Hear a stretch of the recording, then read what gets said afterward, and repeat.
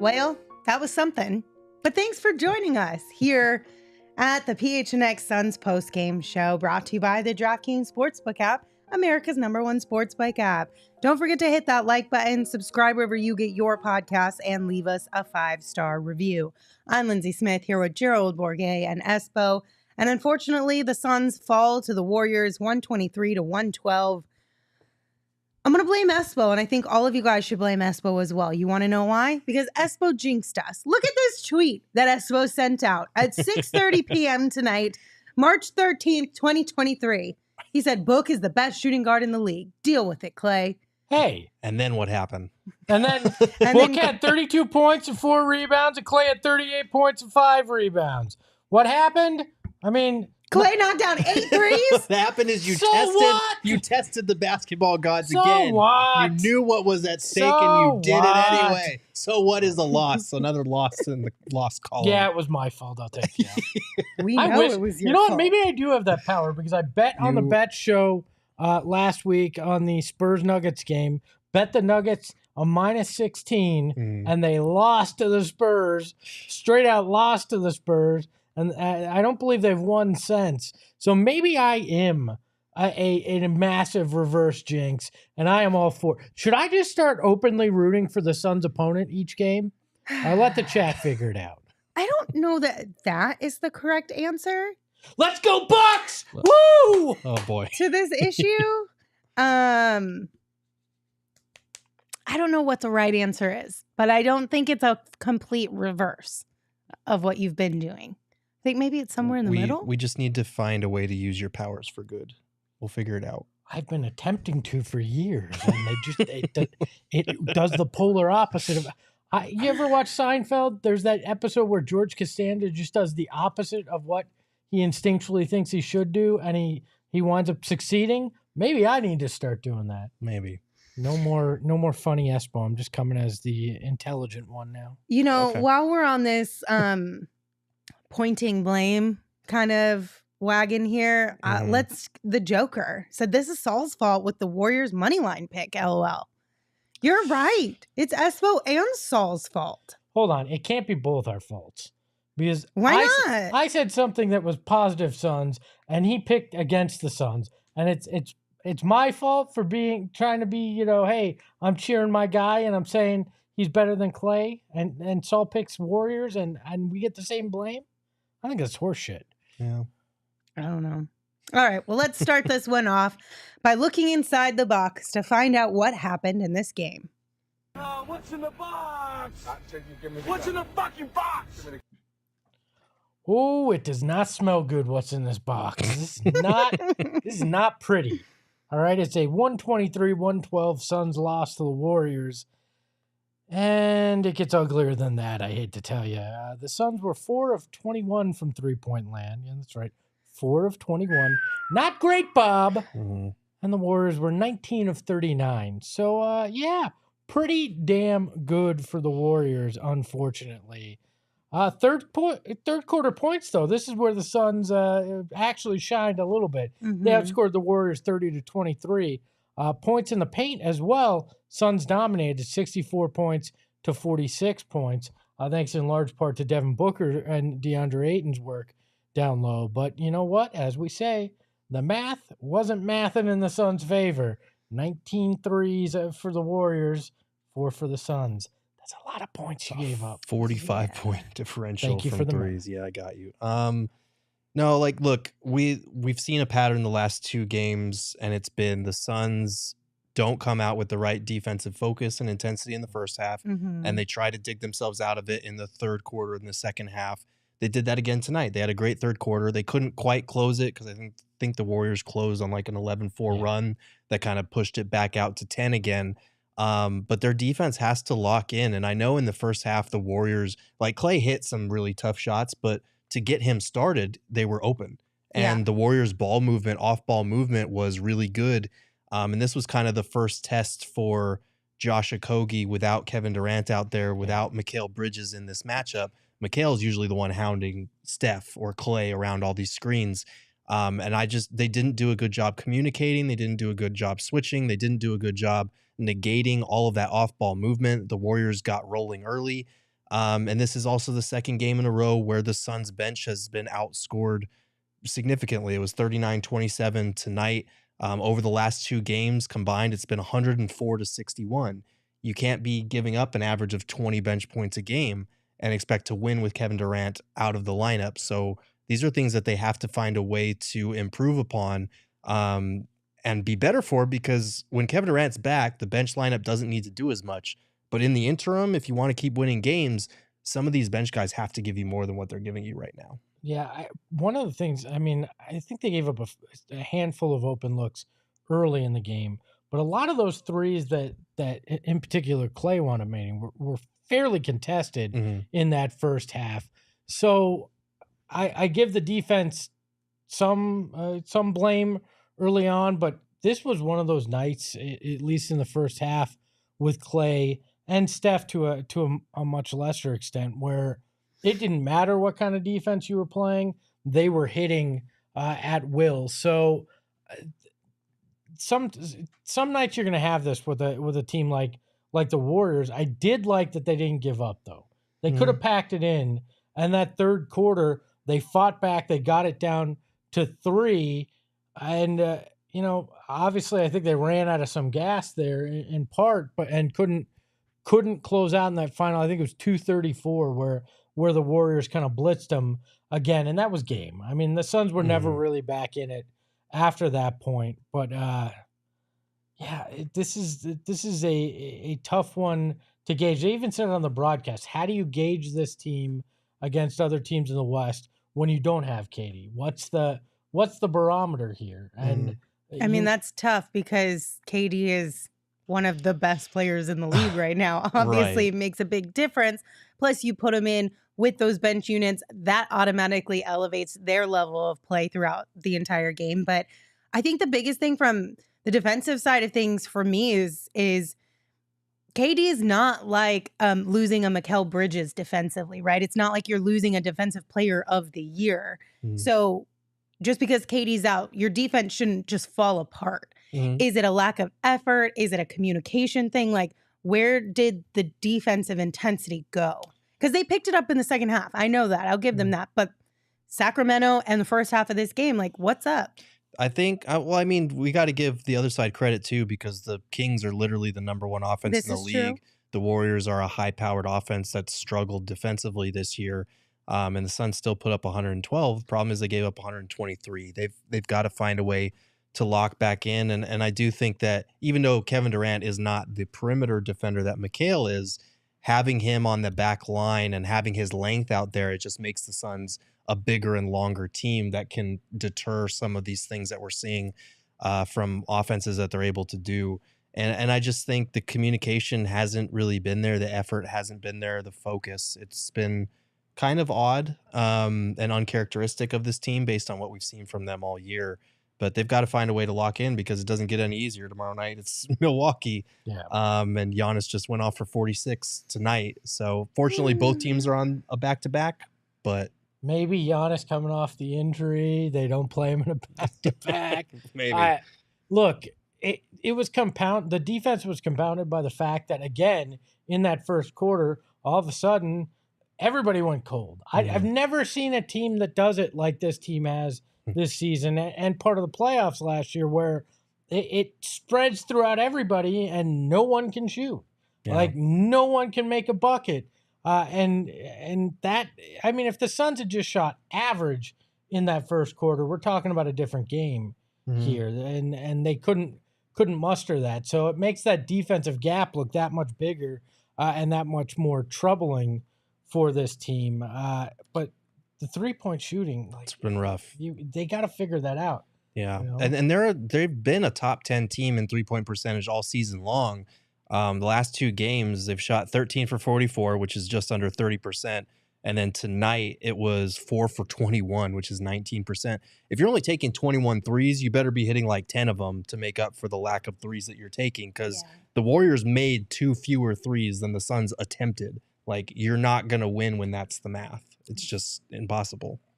Well, and it's pretty bad. I mean, you wasted a combined 25 of 39 shooting and 59 points at a book NDA. I mean, those two guys, the internet's still going to blame DA, and so be it.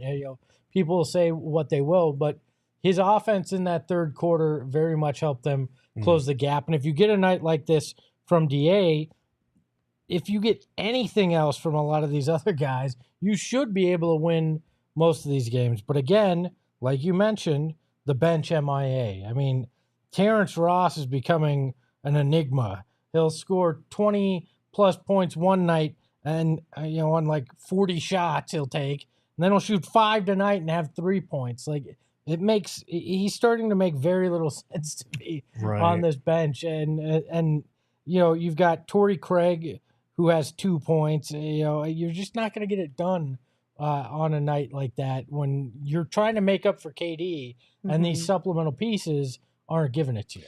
Gerald and I were talking during this game just about how the Suns bench doesn't have any consistency. And I'm not talking about rotations or minutes played. I'm talking about there is not a particular player on this bench who you can rely on every single night to consistently get you X. It's always a crapshoot of who's going to be the guy that night who plays well for the bench. Is it Terrence Ross? Is it Ish Wainwright? Is it Torrey Craig? Whoever that person might be, you never know from night to night. And that is so frustrating. And it's got to be difficult for Monty too, or campaign. Like, you can't go to this one guy and say, I know every night I'm going to get 10 and 6 from him. And consistently we can rely on him for that. It's so all over the place. And that has got to be so frustrating. But it's got to be frustrating for this bench too, that just KD's out. Now they're not staggering at all. They're going back to the all bench lineups. So they're not getting anybody that can take a little of the heat to draw a little of the defense to help get them a little bit of a feel, which they got for 3 games, and it's back to this. I mean, I get that, but you got to find some level of consistency without relying solely on Kevin Durant. Like, you also have to bring something to the table. The problem is, if you're going to stagger to prevent an all-bench lineup with one of Book, Paul, or Ayton in there, it's basically Booker or Paul, because as much as Ayton can finish plays, he's not creating individual offense for you just because that's what his skill set is. So if you are staggering, you're basically playing them even closer to playoff minutes than you kind of already are. I think it's too early for that.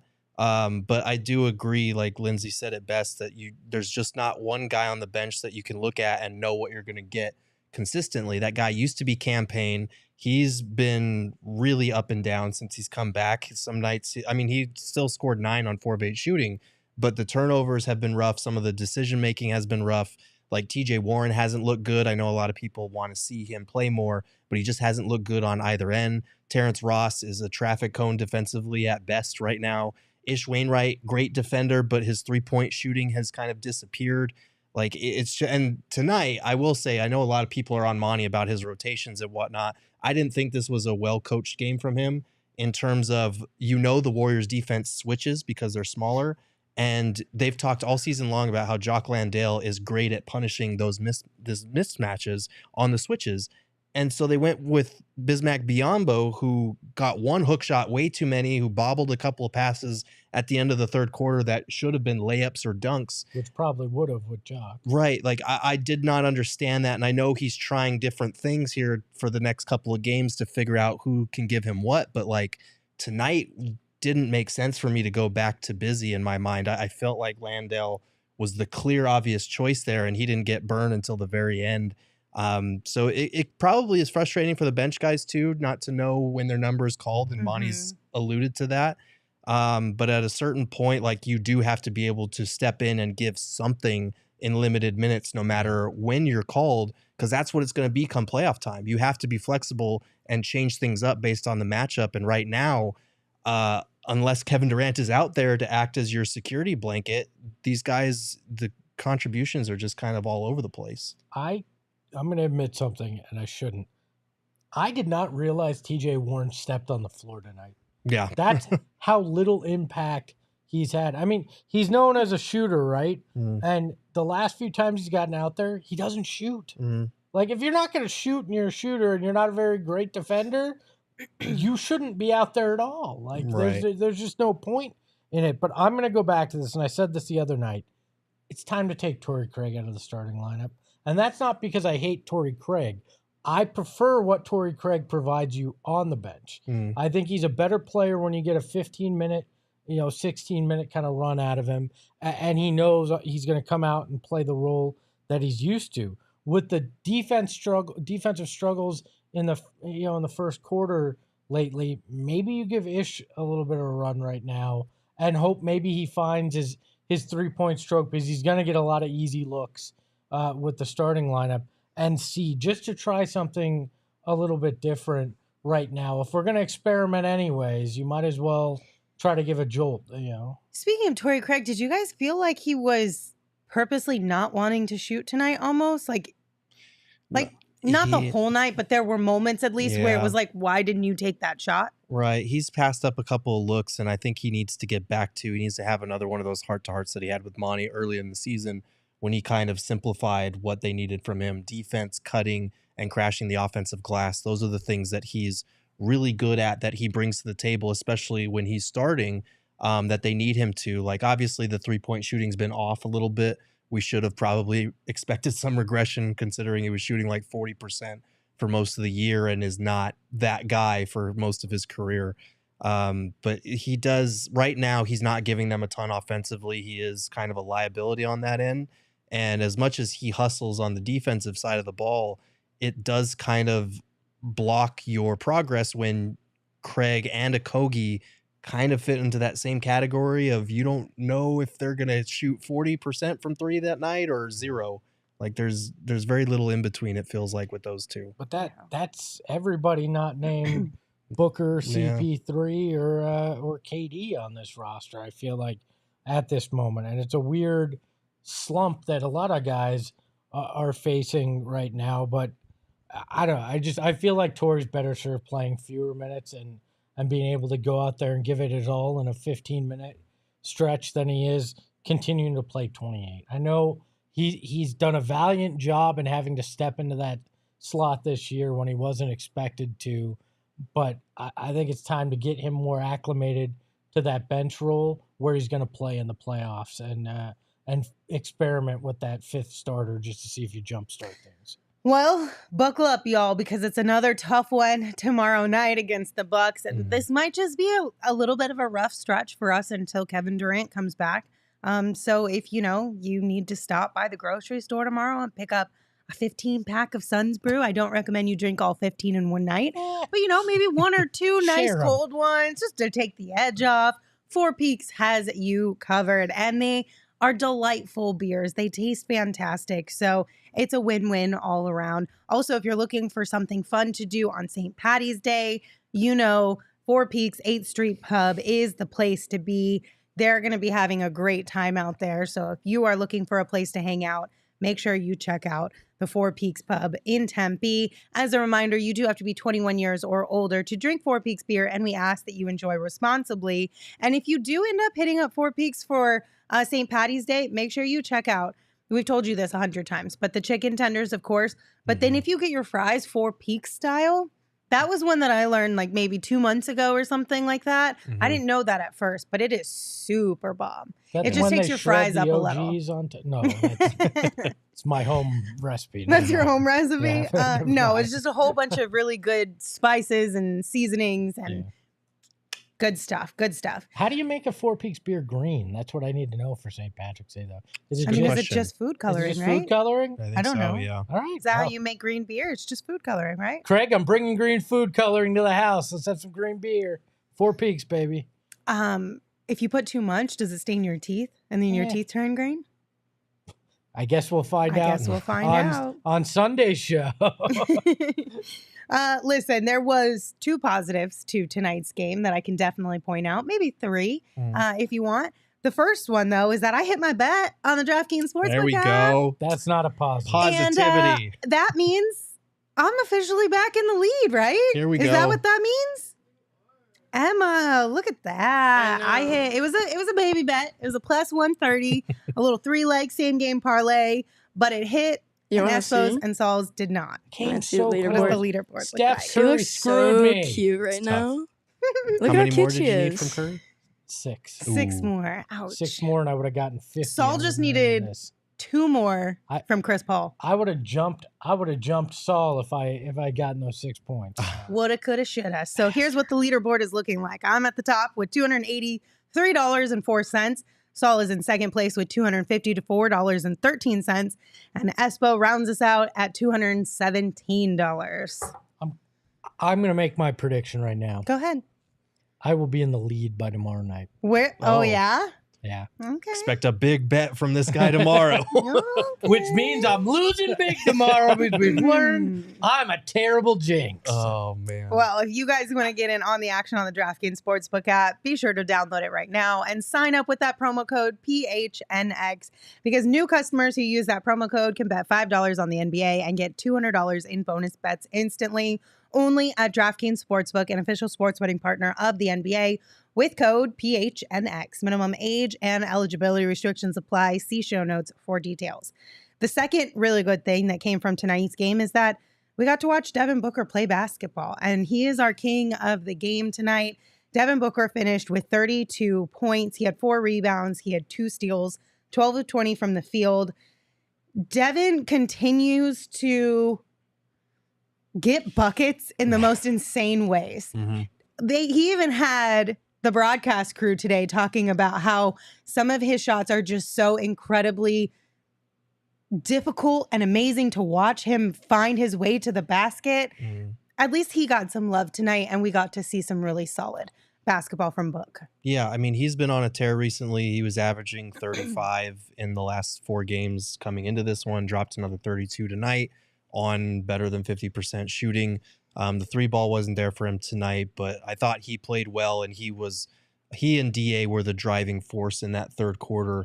I think they scored all 18 of the Suns' first points in that third. He's been fantastic recently. He needs a little bit more help because I think in the first 3 games with Kevin Durant, it was easy to see, okay, he's got less attention on him now. He's feasting, but without Kevin Durant, it hasn't slowed him down much at all. So he's still been It's just been feasting. tougher. Yeah, it's just been tougher. Some of the shots he's hitting, you're like, holy shit. But he needs some help. He got it from DA in spurts tonight. I don't think you look at the numbers, 27 and 12 on 13 and 19 shooting. Numbers are great. I didn't think this was a great DA game in terms of some of the offensive rebounds that went past him. He still needs to develop more than one move other than that spin move to the same direction There was every one time, I time. was like, why did he spin that way? And you're like, he only knows how to go to the left. DA is Derek Zoolander. He can't turn left, and we need to give him that left because if they did, he'd be unbelievably difficult to guard if he could spin either way, but he only spins one way, and defenses have the scouting report. They know where to go, where to swipe the ball, and it happens at least once or twice a game now. He's got to work on that, but it was a good game, good quarter, especially for him. But I still think he can do more and add more to this team, especially with Kevin Durant out. I do too, which I love the fact that we're sitting here, he had 27 points, and there were a lot more that were left out there on the court for him. So again, he's striving to continue to get better, but we're right back where in the cul-de-sac we keep getting stuck on. Devin Booker needs help. And that's why you go out and get KD. I understand that they said, hey, if this were the playoffs, KD would be playing, but it doesn't make it any easier on Book the next 2 weeks. He's going to get his, but it's going to be back to that hard, facing a lot of double teams.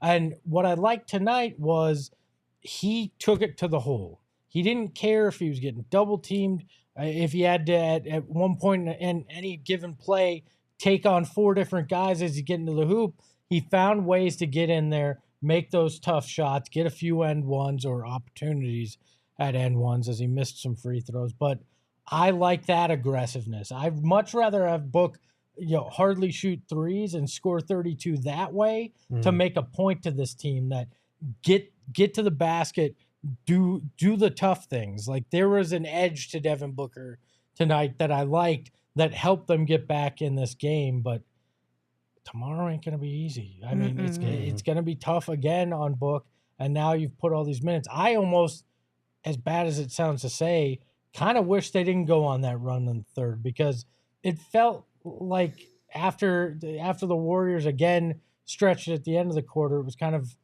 a done deal, but you couldn't pull the guys out, right? You couldn't give them the rest before tomorrow. So now you're going to have heavy legs tomorrow because you made the run tonight. And now you're looking at, okay, how do we navigate taking on Giannis and the Bucks now, a night after we had to expend so much energy just to get back in a game against the Warriors? I see your point. I'm 50-50 on it, though, because I do think there's something to be said about cutting a 25-point deficit down to 3. That's impressive. That's something to be proud of. Like, is it a moral victory? Sure.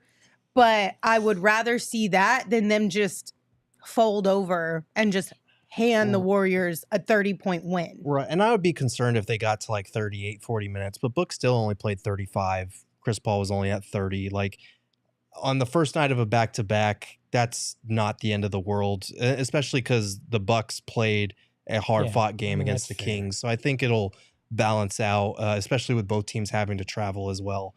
And Giannis did get choked tonight, so maybe his neck will be sore. Was it Giannis or Brooke? Or was it Brooke? Was it Brooke? Yeah. It was Lopez. Damn. Okay, it was Brooke.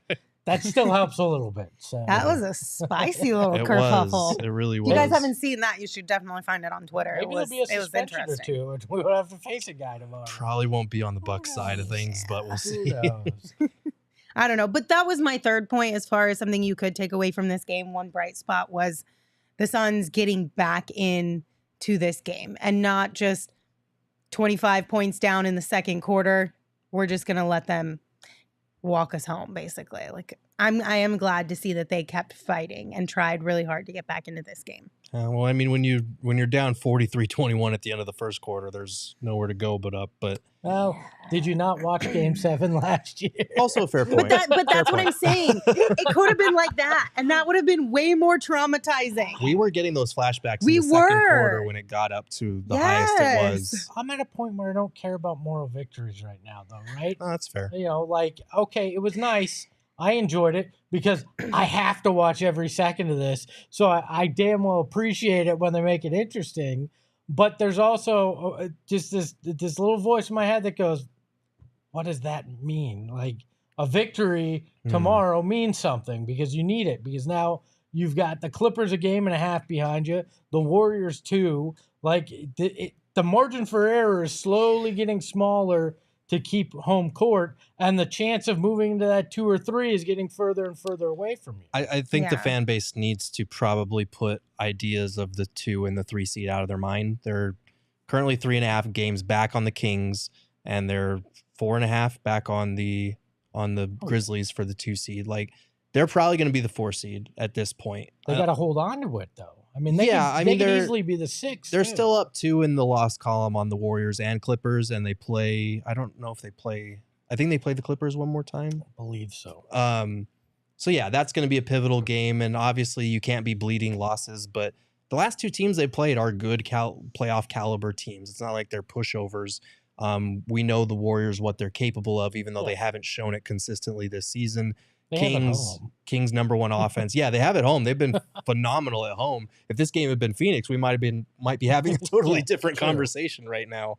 But yeah, they need to close these next couple weeks strong. These first 2 games haven't been it, but there's also an adjustment process to having your best player and then not having your best player. But that home and road conversation right there is exactly why you have to hold on to 4. Because if you fall to 5, you could be going to Golden State for 4 out of 7 games, and that is an uphill battle. Yeah. You're going to have to find a way to sneak one out there and then hold serve at home. And that's a task that is somewhat daunting. Like, you don't want to have to play those odds in the first round. So trying to find a way to hold on to the 4th is important, especially if you're facing Golden State.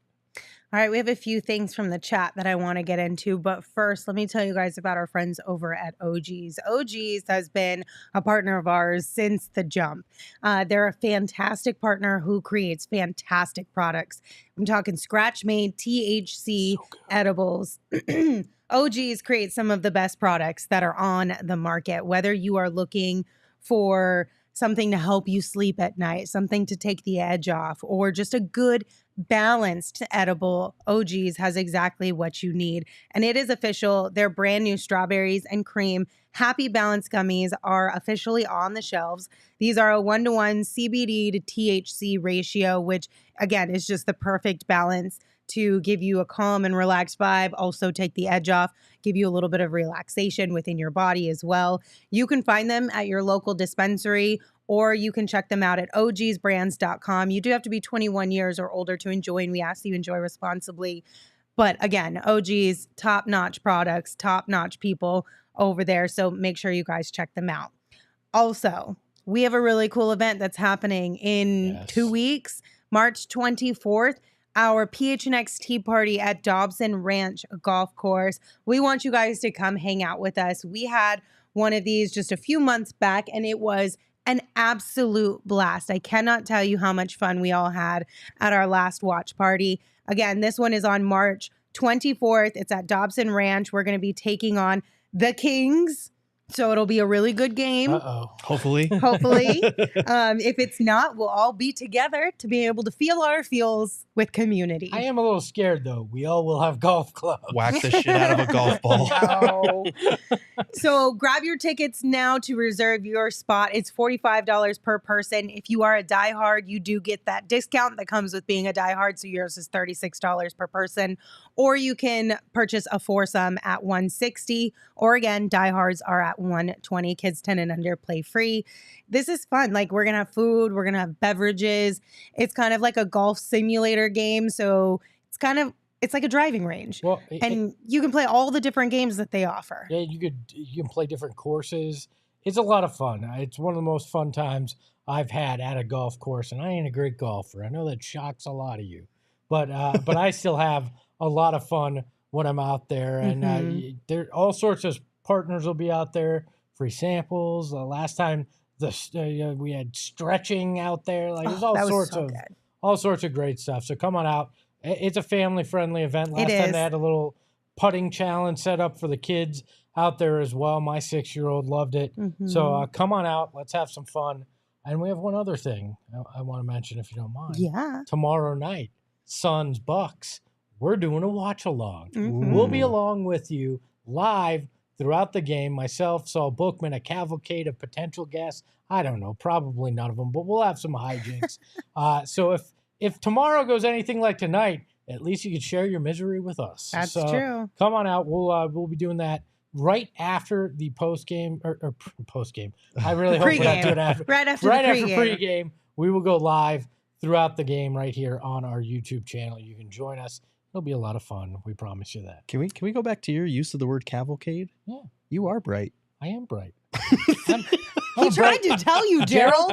I'm a bright peacock. I gotta let me fly, Captain. I mean, my not to brag, but my verbal on the SATs was otherworldly. Okay. All right. And I am a very smart individual. You just don't want to recognize it, and someday you'll all know it. All right.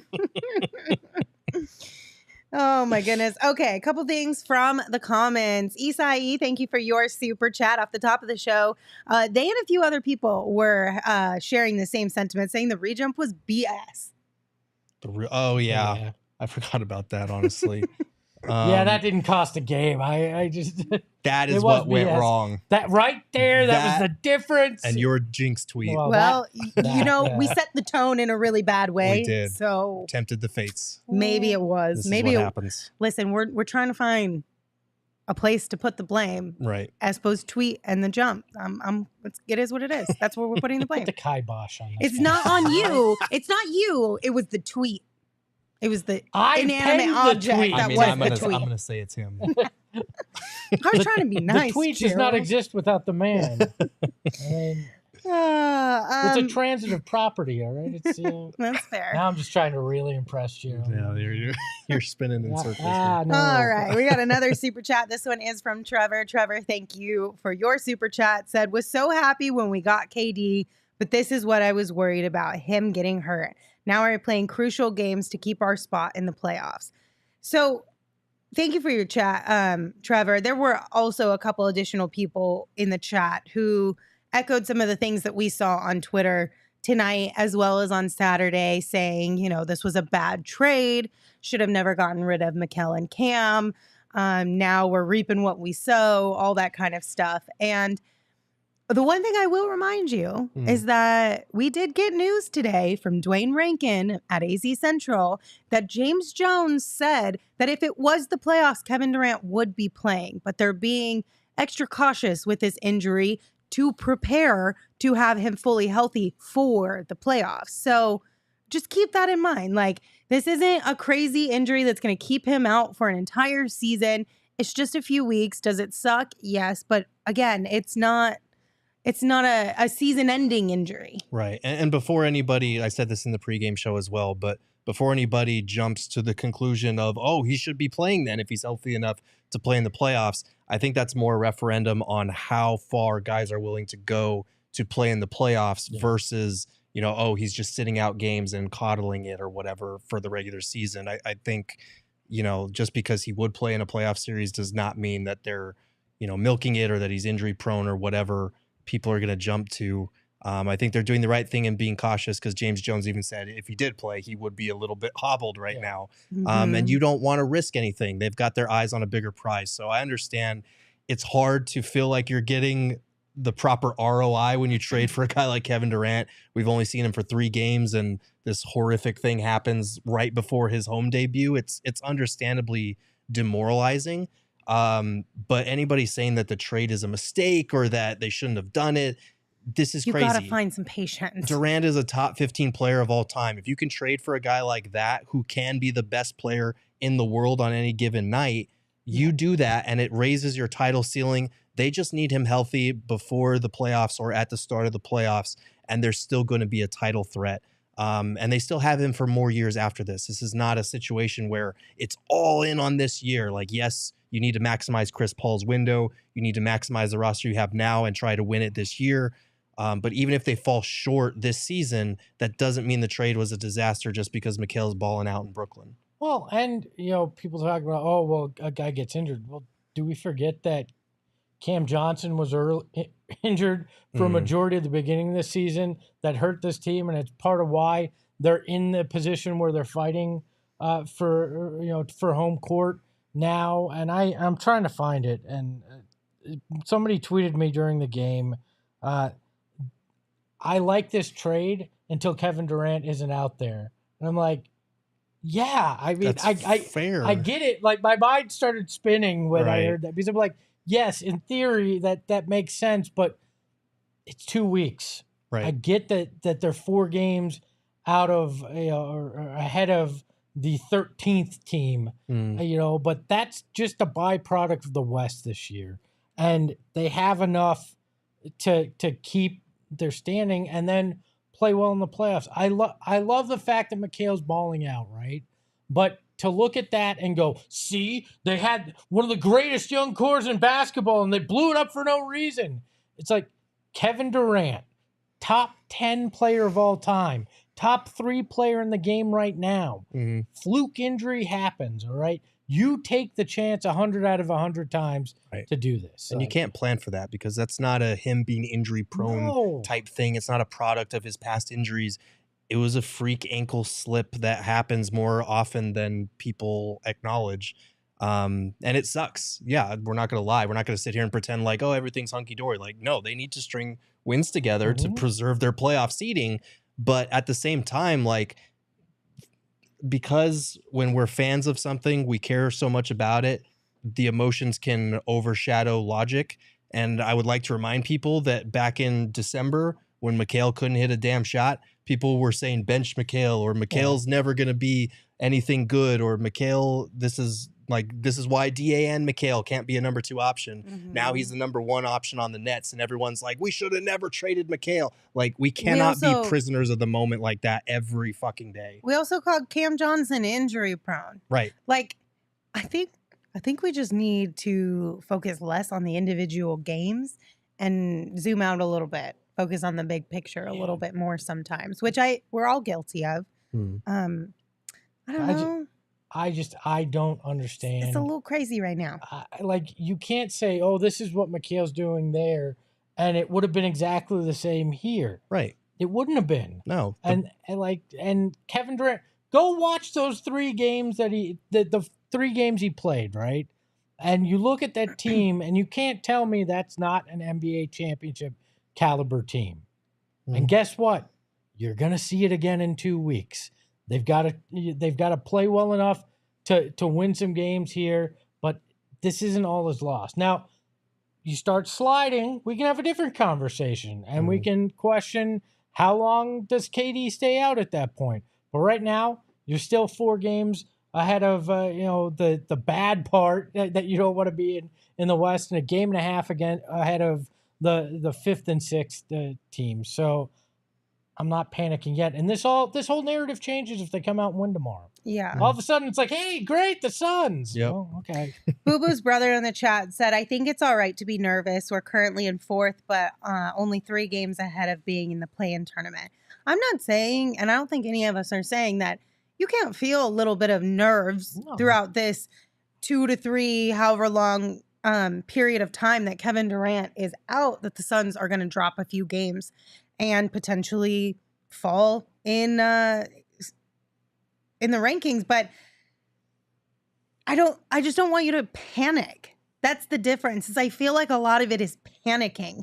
Like, I think personally, if we're going as far as to saying that the Suns lost the trade, that our window is closed, like Kevin Durant has ruined the Suns, to me, that's panicking. If you're upset about the performance and upset about the lack of energy or communication or whatever it is that you're upset about, that's one thing.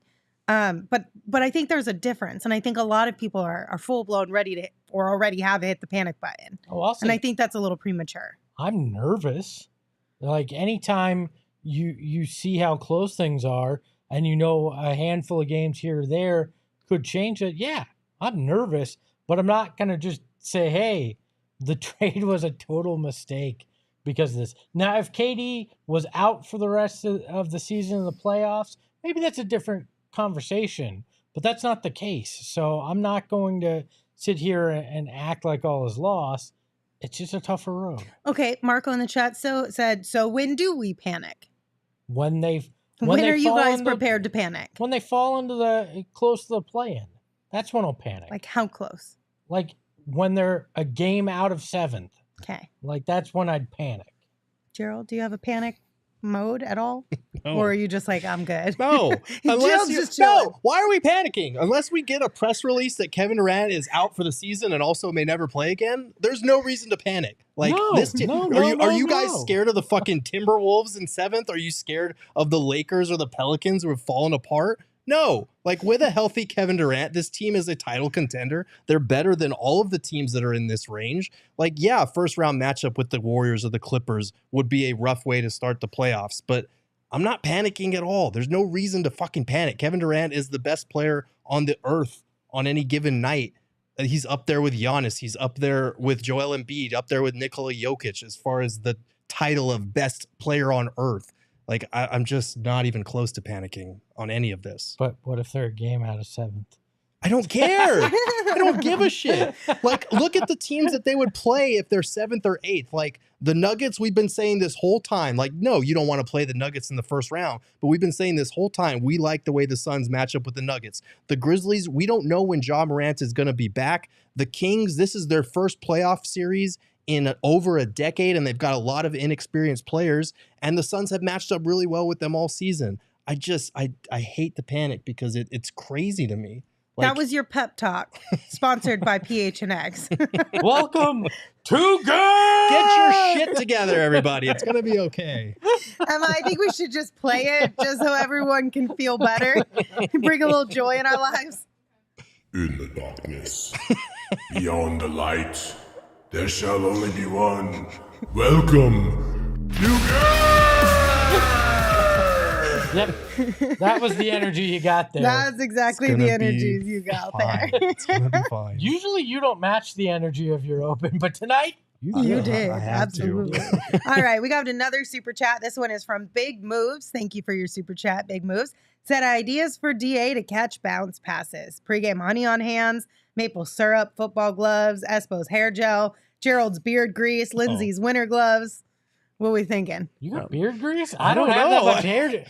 I got like pomade or Listen, something. guys, they were complimenting you. Said your hair looks good, your beard looks good, Oh, and they that's like nice. my winter gloves. Well, that's nice. Yeah, thank you. I Big must have Moves. missed the episode you wore your Say winter thank gloves. you. I think Thank there's you, just Big Moves. I think My there's an hair gel assumption that the hat appreciates it. leads to the gloves when I'm outside, right? Because I wear a beanie all the time. When have you ever worn gloves? I don't wear gloves I was gonna unless I'm in a really cold place. Okay. But yeah, thank you for complimenting Not all the three of greasy us. beard. You're so kind. Did I rub the hair I'm gel all on? self-conscious and shit. It was a compliment, you guys. I just got my hair cut. They Hmm. put stuff in my hair. I don't know what Was it a is. compliment or was it a DA teardown? I feel like that's what it was more than. The first part was a DA teardown, and the second part was complimenting your hair and your beard. But your beard shouldn't be sticky, nor should my head. So why would it help DA's hand? You guys are so annoying. Take everything so literally. My Yes, goodness. we do. We shouldn't have read the words and interpreted them. Damn us for I interpreted that. You reading. tried to make them literal. That's we the just problem. read the words. It's fine. Anyway, we did get a little. So we talked about the spiciness in the Bucks game tonight. We did get a little bit of spice in tonight's game Mhm. between Steph and CP3. So the Warriors Talk on Twitter had shared this video from the game tonight, where Steph was talking a little trash to CP3. Yeah, he had just muscled through him for the N1, and he was saying it ain't 2014 no more. Which sadly it's not, because if it was, we wouldn't be having this conversation about the Suns bench. Well, yeah, we wouldn't be. But We'd also rude. We'd be talking about So tankathon.com if it were 2014 around here. Oh. My thing is like, talk your shit, Steph. That's fine. Mm. But like, was that maybe a little too close to home, considering like you're 3 years younger than Chris Paul? You look at the calendar, Steph. Yeah. You getting old too. like you're one of the greatest shooters. Like, don't get me wrong. But like, what happens when somebody does that to you in 3 years? I'm not going to say anything because I feel like in 3 years, Steph's still going to be like a Ah. top 10 player in the game. So I'm going to That was abstain. mean. It was mean. It was mean. But That one was like to the core. yeah. Yeah, that but was- why? That was personal. Why this year say it to CP3, right? Like, You've been waiting. You've I been mean, waiting for him to regress a little bit. Couldn't he have just said, this ain't 2002? Like, they just won the title. Like, why do you got to go all the way back to, like... He did go back 9 years. Like, That's I a- mean, come on. That's ancient history. I was 100 pounds lighter and worked for the Suns. Like, yeah, great. Life changes a lot in, almost 10 years, Steph. Yeah. He technically is not wrong. It is not 2014. No, anymore. he borrowed Dame's watch and he was like, not 2014. Congratulations. Yeah, I mean, everyone in the chat's like, he's not wrong. No, he's not wrong. He's not. But it was mean. And I didn't like and it. I didn't like it. I don't think it's mean. I just think it's a lame burn. No, that's kind of mean. That's like, he literally It just was- called him washed. It's He called him an quality old burn. man. Yeah, it's It's a quality. really good burn, Yeah. and it was warranted. Talk your shit. Hey, Emma, it's not 2014 when you were 8, all right? Espo's calling you young now because you called him old on Saturday, Emma. Oh wow, It is what it is. You just my gotta take- feelings hurt so much, Espo. Damn, I'm gonna go fucking cry about it in the bathroom. Aw. She's like, your math is off. I was 11. Yeah, get it right, Espo. Oh my goodness gracious. All right, gentlemen. I do have something fun for us. Do we? Well, we prepared something fun for ourselves. Oh. Any final thoughts on this game before we move into a fun round out of the show? Flush it and move on to tomorrow. All right. Yeah, it's pretty much where I'm at. So it's March, and that means it's bracket time. One of my favorite traditions of this month every year is to put together brackets. of random things. And today, in honor of PHNX and Circle K teaming up as partners and giving one of our listeners a $500 gas card, all you have to do is text PHNX to 31310. We're going to do a bracket of the best things that you can find at Circle K. So these are when you're on a road trip, if you're just stocking up for maybe spring training or something like that. Mm-hmm. What are you grabbing when you run to Circle K? So we all put together our categories here. We had candy, we had salty, we had drinks, and then we had miscellaneous, which were anything we liked that we wanted to kind of put on the board. Mm-hmm. So which one do you guys want to start with? I think we got to start with the peanut M&Ms and Twix. We do, because this is a grudge match right off the bat. Lindsay over here. Twix are my favorite candy bar, and Lindsay just says, "Oh, those are trash." They are trash. They are Peanut not. M&Ms are my favorite candy, and they talk about are basic. 100% better. Talk about basic. Your face. Are we talking regular Twix or peanut butter Twix? Regular Whatever Twix. Twix you want. No, we're talking regular Twix. He said Twix. That's regular. Well, I got to be the deciding vote here, and I am not a caramel fan. Oh Thank my you. God! What a If horrible you had bracket said this is. if you had said peanut butter, This is garbage Good already. move the Twix. M&Ms on. This is Good garbage already. night, Twix. Erroneous.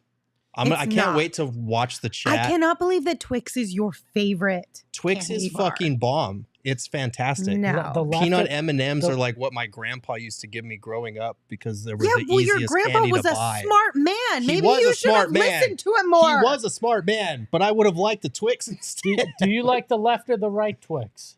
I've never understood that. That's That the is same fucking shit. And that's also the worst.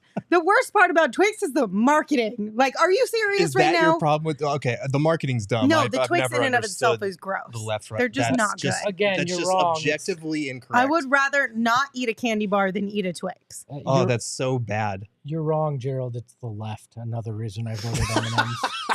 Of course, All you right, would say let's move that. on to the next Reese's one. All or right. Sour Patch Kids? Reese's or Sour Patch Kids? Sour Patch Kids all the It's way, 100%. Reese's. This is my It's Sophie's Reese's. choice because these are my two favorite things. It's Sour right? Patch Me and Lindsay? Kids. No, not Having to you two. decide our votes. Definitely not you two. Reese's and Sour Patch Kids. Yeah. Oh, it really depends on the. I'm gonna go Sour Patch Kids. Son of a bitch, Espo. Yes! You're killing me on this. Suck it, Gerald. Okay, Sour Patch Kids are like crack to me. All right, They're so good. I am like literally. I can't walk down an aisle with them without at least Man. having the urge to pick them You up. eat a whole bag of Sour Patch Kids, your face is like puckered up for the rest of the day.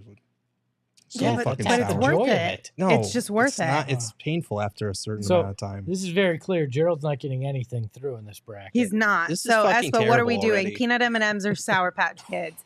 I'm still going peanut M&Ms because as much as I love Sour Patch Kids, if you put both of them in front of me, I'm going to reach for peanut M&Ms first. I am gonna go Sour Patch Kids because We already know how They're- this one's going to end. Yeah, get this peanut M&M's bullshit out He's here. such We're a going hater. Sour I Patch should Kids. Such a I don't hater. need something that crunchy and hard Oh in my my candy. God. It's such a Gosh. basic.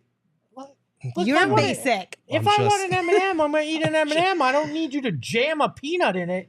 But try the to make peanut it gives it a better. little crunch. Where Gives was it this too much. reasoning And a then- round ago? And then you put them in the freezer? Oh my God. And then you'll crack your Next fucking teeth level. like What, do nuts. you like to go to your dentist? Is that Bro, what this how is weak about? are y'all's teeth? That you can't What eat a kind of frozen choppers M&M. do you got that you're freezing peanut M&Ms? Clearly really strong, healthy ones. Look, if you Damn. had said regular M&Ms, it carries the category. The peanut lost me. All right. it's also the dumbest of the M&Ms in the commercial Wow. Okay. Now we're going too far. That not one even- was personal. I'm not even Espo. going to get into the marketing side of this.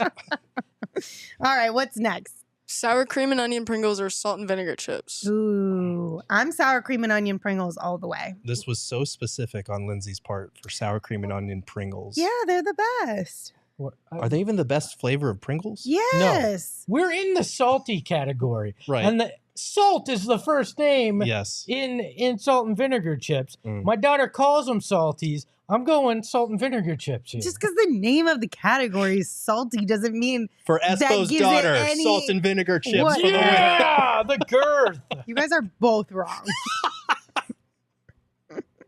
Okay, gross ass cashews or beef jerky? Excuse me. You excuse. You Okay. didn't even. Did you even spell beef jerky right? I'm going with Is that jerky. how you spell beef It's a jerky? jerky. I just put jerky. I'm going with jerky. I'm going with cashews. I'm going with cashews as well. Cashews are the best kind of nut. They're You guys are so Cashews old. are good, but it's just like if I'm going on a road trip, I'm not picking cashews. You're oh, you're me. two of us right here. Men of taste. You That's fucking debatable.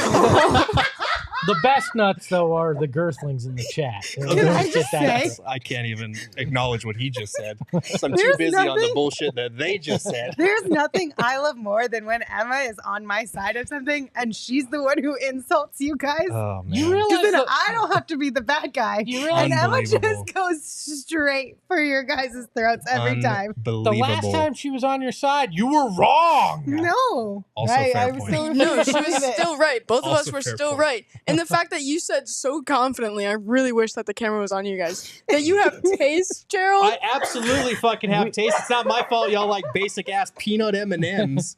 We are men sour of cream taste. and onion Pringles. We are bright and have good taste. Thank you very Sure, much. you guys are. All right, which one do you want to move on? Salt and vinegar chips or cashews?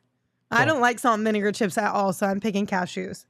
I had a bag of the Circle K salt and vinegar chips over the weekend.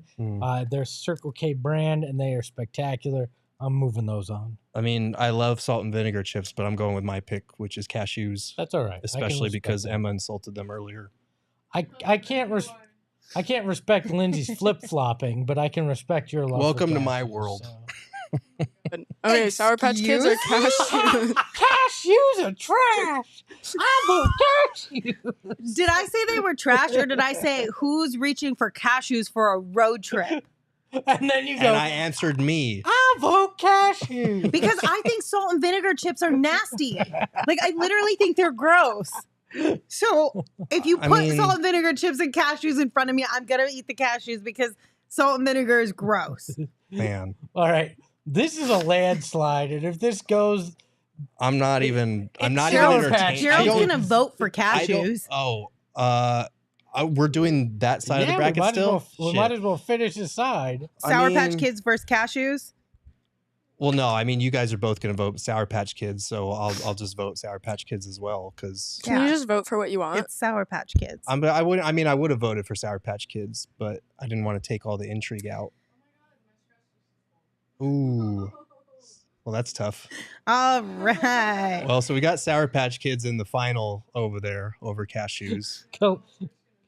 Khalid Okay. in the chat says, "What is going on in Phoenix? What are your eating habits? I'm concerned. I'm from California, and Sour Patch over M&Ms is just preposterous.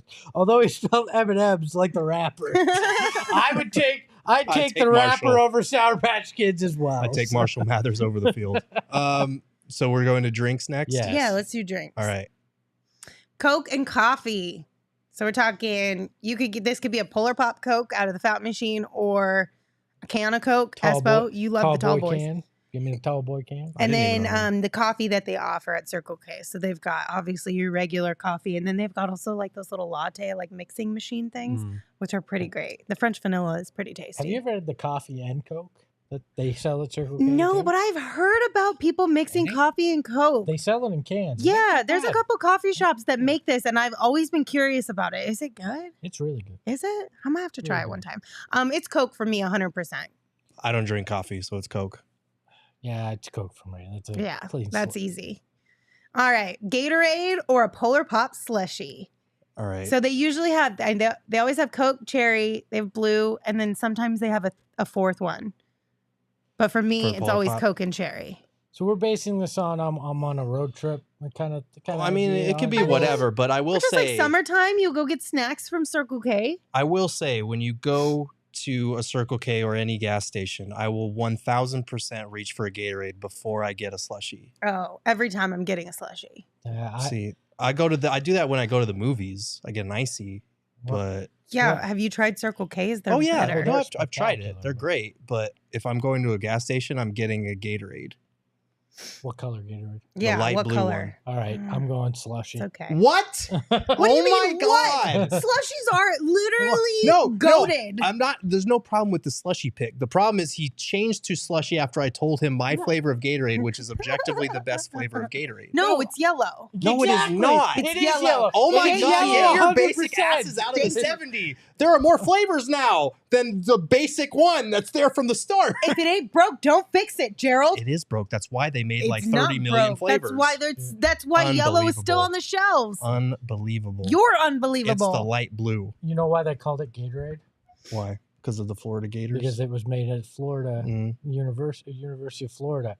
Just think about what it would have been named if it was made at Seminole or at Florida State. Oh my God. You were just teeing that joke up from the start. I'm so mad at you. Okay, Gerald. What? So I just Googled top selling Gatorade flavors. Of course it's going to be the top selling. Yeah, the number 1 is lemon lime, and then the second is fruit punch, and the third is orange. Wow, Gerald. Yeah, the 3 basic flavors. Wow. I'm Yeah. shocked that the 3 basic flavors are the 3 Just highest because selling Are ones. you confusing basic and best? No. I thought I'm you not. were a wordsmith. I'm not. They're the Oh my basic God, ones because Coke they're or Polar everywhere. Pop slushy? Which one? Either one I'm cool with here, to be honest with you.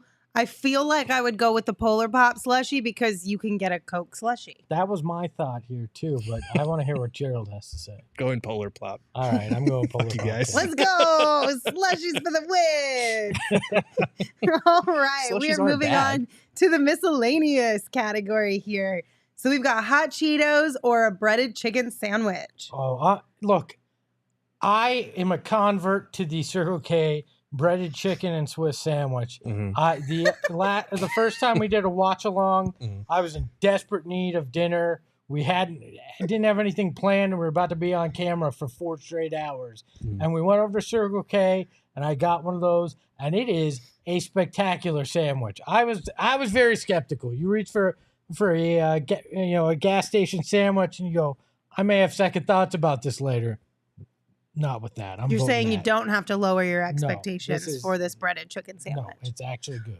Okay, well, I'm going hot Cheetos. I'm sorry. I believe you, but I do love hot Cheetos. I also believe you, but I have not had it, and hot Cheetos are the best chip of all time, so Yeah. we're going hot Cheetos. Okay, real quick, before we move on to the next one, a couple things from the chat that I think are hilarious. Okay. Brittany said, Gerald, don't let them gaslight you. Thank you, Brittany. But then at the same token, Oh, here we Connor go. said, Girth, you're basic. Oh my goodness. Rude. And then No, and then Eli said cucumber limon Gatorade. Have you guys tried that one? no. It is bomb. Is it? Yes, it is. And No, it is not. that is I the will one thing you not and I are not agree. going to agree on. You should try that It's next time you such guys an go. old person drink. He wants I'm to. not kidding. It's not an old Yeah. person drink. Who doesn't- likes to drink? It doesn't come in a pouch with a cucumbers? little straw. It's an old person drink. This Oh, was the taste hush. that you were siding with earlier. Oh. Just letting you know. We have. She also doesn't like watermelon flavored things, and I know. Oh, I I just hate had the watermelon. watermelon flavored gummy worms that she was giving me Yeah. because she won't touch them. I know that's our trade off. Watermelon's not good. trash. It's just Oh, not. wow. It's not. And Alright. you're bougie if I'm basic, all right? How am I bougie? Bougie. What do you mean, how am I bougie? How am I bougie? Gerald. Describe the ways, I Lindsay. need my blue Gatorade. We'll be here all night. We don't have Oh time my for It's that. not even a God. natural flavor, but I need my blue Gatorade. Wow, because I like the best flavor of Gatorade. I'm bougie. Unbelievable. Trevor Okay. agrees with me. He said it tastes like medicine. No, not You medicine. like No, it blue doesn't. Gatorade and Yeah. cashews, and you're telling me that screams bougie. Don't confuse finer taste with bougie. There's a difference. Okay. Our moving on in our miscellaneous topic is powdered donuts and hot dogs. Okay. It's a hot dog, 100%. I love both of these things. It's a powdered donut for me. so I'm the yeah. deciding vote. How about You a are. hot dog wrapped in a gross. Gross. Espo, get out. Only if there's ketchup. and chocolate syrup? No, that sounds fucking terrible. That sounds like something that they would make at like the Diamondback Stadium where they try all those crazy Like, concoctions. listen, if you wanted to put a donut on a hot dog plain, Yeah. I'll forgive you. You put ketchup on it, Okay. unforgivable. I'm bringing you a hot dog and a powdered donut with ketchup tomorrow night, it's so Lindsay. gross. God. Okay, look, if it was regular donuts, I would go regular donuts because I love to get just like the fresh donuts at a Circle K or a gas station, but I'm going to go hot dogs because I feel like I'm more likely to get a hot dog. You know what I'm going to do tomorrow? Gerald, I'm so disappointed in you. Bucks Suns watch along. I'm going to set a price, and if somebody donates that much in Super Chats, I will eat a powdered donut hot dog. You still need to eat a shoe. Oh, that's happening on Thursday. Okay. Yeah, this is like intestinal torture week for Espo. Espo's like, bring it on. That's brutal, man. Hot Cheetos. Hot Cheetos. Yeah, Hot that's dogs. Can I admit Polar something? Pop. Hot dog hot Cheetos. I've never had hot Cheetos in my life. What? Why? What? Do you not like Yeah. spicy things? Is that No, why? I like regular Cheetos, so why mess with perfection? What? Yeah. I need to figure out what Gerald's what sounds like because What? it's like from that What? song. It's like a more casual Lil Jon what? No, it's like that. It sounds like, you know that song in Beetlejuice where like da da da da da da da da da da. But when they do that thing at the beginning, that sound, that's what it sounds like. I have no idea what you're talking I about. will play it for you after the but show. I kind of want you to sing it again. Yeah, I'm going hot Cheetos. As you said, I'm a basic bitch, so I just need my regular Cheetos, all right? I'm going Polar Pop slushies. I'm gonna go Polar Pop slushies with this one too. Man, this matchup, this final matchup is just a sugar It's rush. perfect. It's everything you need for. This is like your childhood summer if you got lucky enough and your parents gave you like $5 to go to Circle K with no rules. Yeah. Oh, This yes. is what you end up with. Okay, I so remember who's the when I used final to winner? eat my cashews back in the day. Brother, No, I'm talking about the finals. Sour Patch and slushies. Yeah, it's either Sour Patch Kids or Polar Pop slushies. what did you vote for, Linz? Polar Pop? I think I'm gonna go. I know it's gonna lose, but I still think I'm gonna go Polar Pop slushie. I love Circle K slushies. Where are you going, Gerald? I'm going to go Sour Patch Kids just because she went Polar Pop Slushie, I think. We got to create some intrigue. Ooh, what's it gonna be, Espo? I'm going to go Polar Pop slushies because there's nothing better than when it's 110 out, and I need that. And that... You get the caffeine boost from. One shining moment. Isn't it funny how Cashews lost. One shining you voted for cashews? I don't want to hear it. I don't want to hear it out of you. God. Oh my Pray for your god. poor taste buds. There's nothing wrong with a slushie when it's 110 out. No, all right? I have no problem with the final two being in the final four. I just was pulling for hot Cheetos and Twix, to be honest with you. That's okay, Gerald. I can just see Gerald sadly sitting in his car after the show with a bag of hot I'm Cheetos and a Twix. Going straight there. I'm going to get both and my blue Gatorade. Dunking his Just make Twix sure in you the tweet it burger. out. Giant middle finger to both of you while I'm doing it. Cashews all over the car. It's my life. I'm bougie. I'm happy with the way that this bracket turned out. I am. I I'm thought it was a upset. solid bracket. In the words of Drake, I'm upset. Eli said we need a whole episode dedicated to the Twix debate. Honestly, Eli, you would probably be so upset by the end of it because we would just yell at each other and say the same thing back and forth. You're wrong. No, you're wrong. No, you're wrong. Gerald, we're going to do a day where I bring in like 3 packages of Twix and you're going to taste if it's the left or the right and see if you can get it right. I hate that marketing so much. It's so dumb, but it's the best candy bar. I will not hear otherwise. Oh my goodness gracious. Fantastic. Unreal. All right. Well, thank you guys for tuning in. We do have a super chat to mention. Laking Ball, thank you for your super chat. Said KD being injury prone since the Raptors final scares me, but he just needs to stay healthy for the playoffs. Until then, Book got to carry this team. Yeah. I mean, yeah. Pretty much when he's been healthy for the postseason, he's done well. Last year, not so great against the Celtics defense, but he also didn't have a lot of help in that series. This team has enough help for him if he can just get healthy. So hopefully. Yeah. By the way, Connor said you like Breaking Bad colored Gatorade. How New Mexico of you. So On brand. I mean, Mr. White's blue, highest purity. Also, I mentioned before we did the bracket about the giveaway with our friends over at Circle K. I'll mention it one more time because we want to make sure that you guys really have an opportunity to win this $500 gas card. But to tip off our partnership with Circle K, all you have to do is text PHNX to 31310 for an opportunity to win a $500 gas card. You can see the show notes for more details, but this is an amazing giveaway opportunity, so make sure that you enter in to take advantage of it.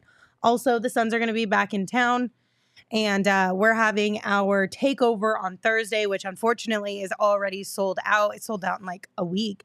But if you want to try and get tickets to the game so you don't have to miss out on the fun, make sure you check out Game Time. The link is in the description of the show, whether you're on YouTube or whatever podcast platform you're on. And with Game Time, you can save up to 60% on tickets when you buy them last minute. And the best way to support us is by buying your tickets through that link that I told you about. That is in the description of this show. Game Time's awesome because it rewards you for procrastinating. And I like that. Does. So shout out to you, Game Time. So get Game Time, some discounts on your tickets, and come watch the Suns with all of us. It'll be a lot of fun. Okay, guys, you ready to go home? See. Okay. Thanks for joining us. We appreciate you. Don't panic just yet, but make sure you come back tomorrow. Join us for the pregame show, the watch along, and then the postgame show as the Suns take on the Bucks. Until we see you tomorrow, you can follow the show on Twitter at PHNX_Suns. You can follow me at Lindsay Smith AZ. You can follow Gerald at Gerald Bourget. And of course, you can follow Espo at Espo. Espo, take us home. Remember, cashews are trash and Twix are only good if they have peanut butter. Ahoy, hoy. Unreal. Tell the Phoenix Metro, Megas in control and he ain't never gonna let go. PHNX though, Lindsay, Gerald, Espo. Saw past the ball, we here to turn up the tempo. Got to understand me, I'll always rep the family. Rally in the valley like Dan.